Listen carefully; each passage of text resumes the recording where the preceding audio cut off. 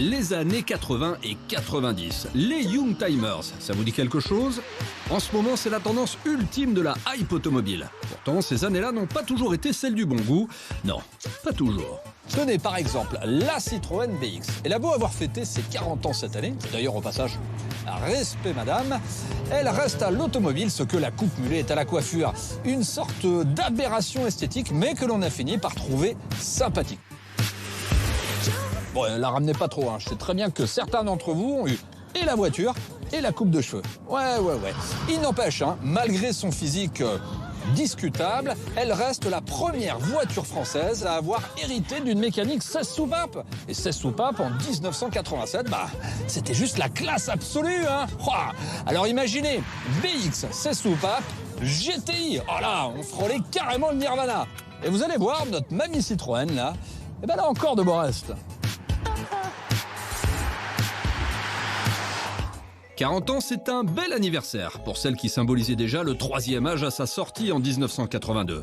Ce dessin, on le doit pourtant au cabinet Bertone et à l'un de ses designers de l'époque, un certain Marcello Gandini. Oui, c'est le même qui a dessiné ça, la Lamborghini Countach. Malgré les railleries, la BX fut un vrai succès commercial, décliné en de nombreuses versions, et elle a même connu une carrière en championnat du monde des rallyes avec ça. Ce monstre, c'est la version 4 TC. 4 pour 4 roues motrices et TC pour turbo compressé.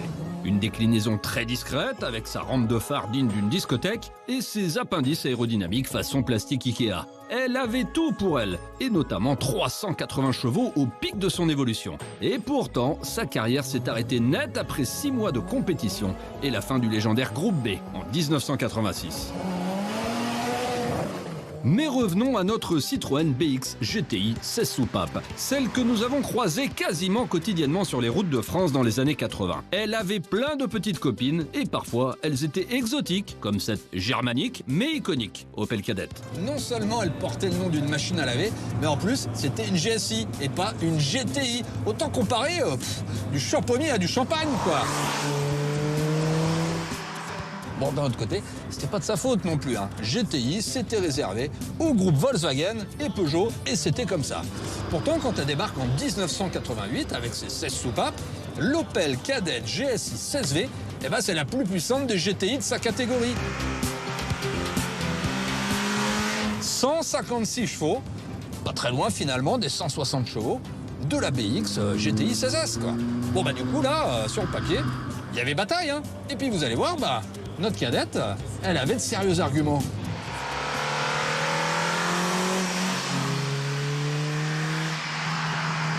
L'Opel Kadett, en 1988, c'est une berline compacte bien sage. Mais avec le blason GSI 16V, c'était plus la même histoire. Nouvelle jante alu de 14 pouces de série. Ouais, 14 pouces, comme une bonne galette de secours. Échappement et aileron sport et même prise d'air sur le capot, tout ça, ça sentait la bourgeoise encanaillée.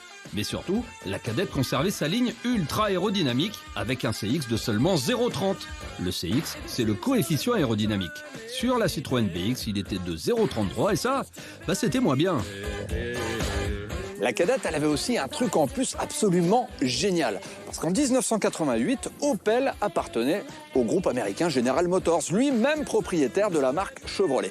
Et à l'époque, Chevrolet vendait la 4e génération de sa mythique sportive, la Corvette, qui était équipée d'un tableau de bord à cristaux liquides. Et en Europe, on n'avait peut-être pas beaucoup de Corvettes, mais nous, on avait la Kadett. Attention. Waouh, c'est pas beau ça! Ah non, c'est juste magique! Et en plus, 35 ans après, ça fonctionne encore! En revanche, 288 km/h vitesse de pointe, ils étaient peut-être un peu optimistes là. Gaëtan est l'heureux propriétaire de notre version. Pour lui, l'Opel Kadett GSI 16V, c'était une évidence. Mon père déjà est fan des Opel. Et le premier véhicule que j'ai conduit dès que j'ai eu mon permis, donc c'était une Opel Kadett. Quelques années plus tard, j'ai voulu racheter une Opel Kadett. Et je me suis dit, tant qu'à faire, autant prendre la plus puissante. Ce que j'aime principalement, c'est le moteur. Hein. Pour moi, c'est le meilleur moteur qu'Opel a pu fabriquer. La voiture, elle est vivante. En fait, on ressent tout, les sensations, les vibrations. Même ses défauts, c'est ce qui en fait aussi son panache. Pas la peine de revenir sur le physique de notre Citroën BX. Ce qui faisait sa faiblesse hier est un atout aujourd'hui avec son look so 80s. Et puis avec le logo GTI 16 soupapes, la mamie de Citroën était totalement transformée. Élargisseur d'aile, nouvelle jante alliage de 14 pouces et même super aileron à l'arrière. Bah oui, pour éviter qu'elle décolle sur l'autoroute, on sait jamais quand même. Mais surtout, c'était une voiture qui était vivante et qui prenait de la hauteur à chaque démarrage grâce à sa suspension oléopneumatique. Attention, allez, eh ouais, ça aussi c'était magique. Vous en connaissez beaucoup, vous, des voitures qui sont capables de faire ça? Eh ben c'était ça aussi la BX, un véritable concentré de technologie à la française. L'habitacle est tout autant surprenant, avec ses commandes éparpillées un peu partout.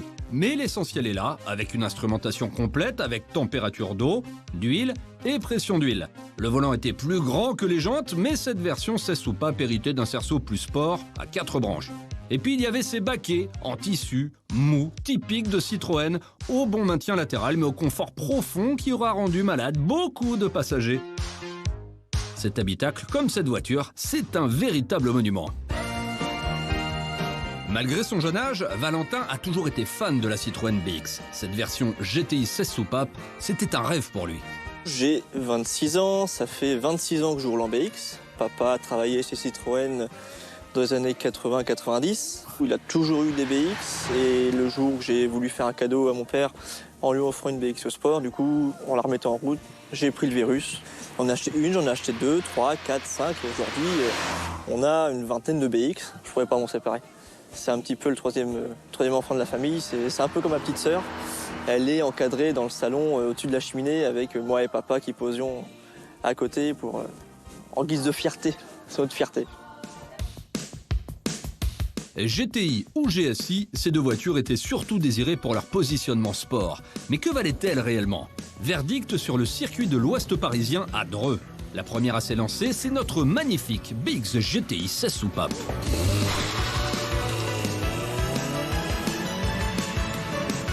La pièce maîtresse sur cette voiture, c'est bien sûr son moteur. 1,9 litre 16 soupapes, 160 chevaux, avec un côté rageur. Wow, jusqu'à 7200 tours minute. Ah, c'est bon ça. Wow.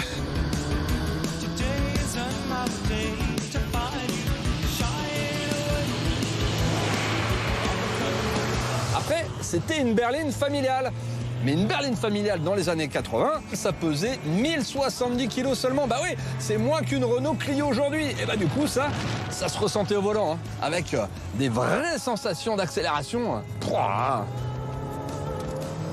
C'est bon ça. 0 à 100 km/h, 7 secondes 9, 1000 mètres départ arrêté, 28 secondes 8.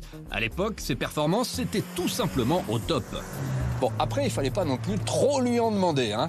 La direction, elle était plutôt bien, directe, précise. En revanche, les suspensions, elles étaient rapidement dépassées par les événements. Et je pense que c'est le système holo-pneumatique qui est clairement pas fait pour une conduite sportive. Et puis après, il y a le freinage, hein. Très typé on-off, donc un peu difficile à doser. Attention, surtout sur le mouillé. Mais bon, malgré ses petits défauts, cette voiture, elle est super attachante. Et maintenant, place à notre Opel Kadett GSI 16V.